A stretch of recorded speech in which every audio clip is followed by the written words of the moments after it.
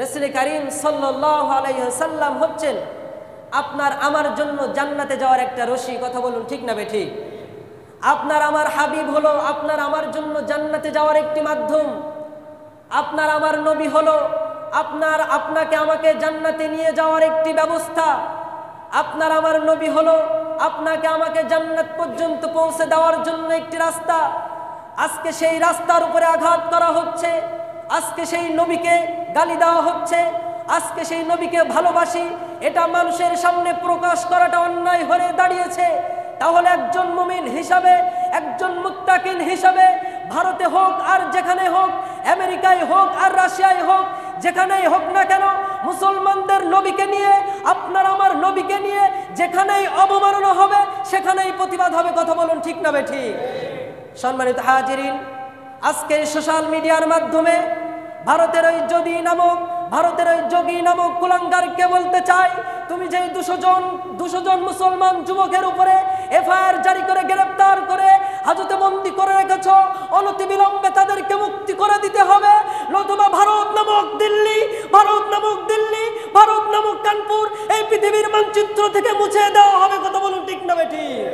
সম্মানিত হাজিরিন, আপনার আমার নবী হলো আপনার আমার জন্য জান্নাতে যাওয়ার একটি ব্যবস্থা, জান্নাতে যাওয়ার একটি রাস্তা, জান্নাতে যাওয়ার একটি রশি।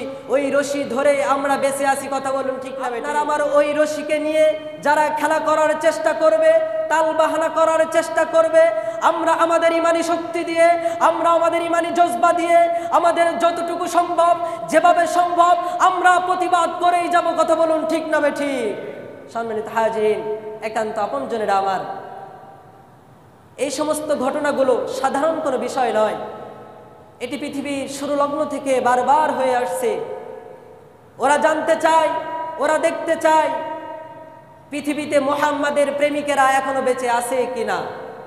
এটা ওরা জানতে চায়, এটা ওরা দেখতে চায়।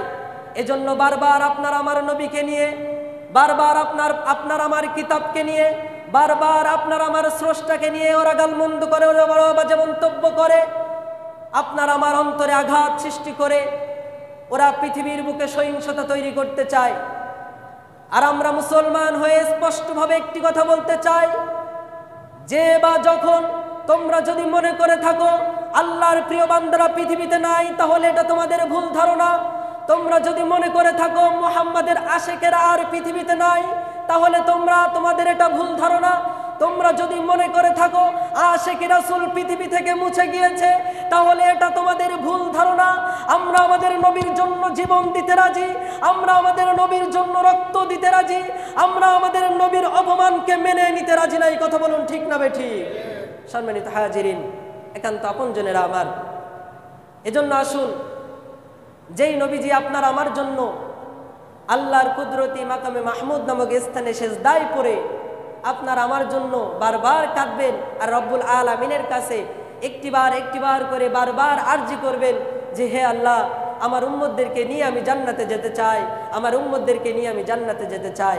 এবং অবশেষে আল্লাহ রাব্বুল আলামিন আপনার আমার নবীর দরখাস্তকে কবুল করে নিয়ে আপনার আমার নবীর সাথে আমাদেরকে জান্নাতে যাওয়ার, আপনাকে আমাকে নবীর সাথে জান্নাতে যাওয়ার মতো সুব্যবস্থা করে দিবেন বলি সুবহানাল্লাহ।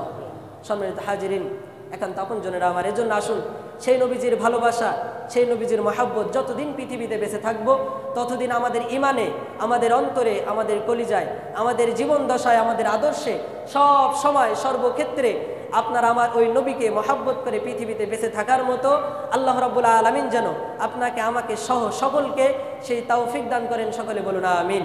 আখিরি দাওয়ানা আলহামদুলিল্লাহি রাব্বিল আলামিন।